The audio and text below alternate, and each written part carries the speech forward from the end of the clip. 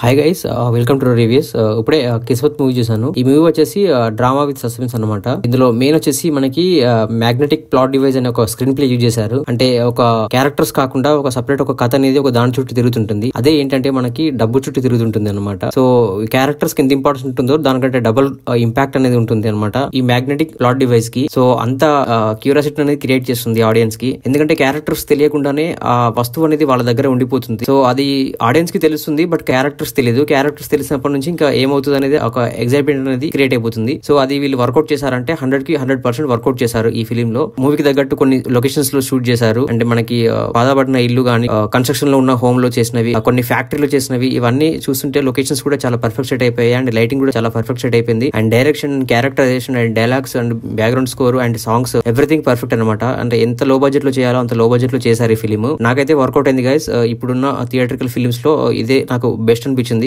మీకు కూడా నచ్చుతుందని ఎక్స్పెక్ట్ చేస్తున్నాను. మీ దగ్గరలో ఉన్న థియేటర్ అవైలబుల్ ఉంటే మీరు తప్పకుండా వెళ్ళి చూడండి. లేకపోతే ఓటీటీలో వస్తే మాత్రం అస్సలు మిస్ అవ్వదు గైస్. సో ఇది గైస్ మన రివ్యూ. ఒకసారి మన ఛానల్ లో కంటెంట్ గమనించండి. నచ్చితే మన ఛానల్ సబ్స్క్రైబ్ చేసుకోండి. And thank you so much for watching my channel. Thank you. By by.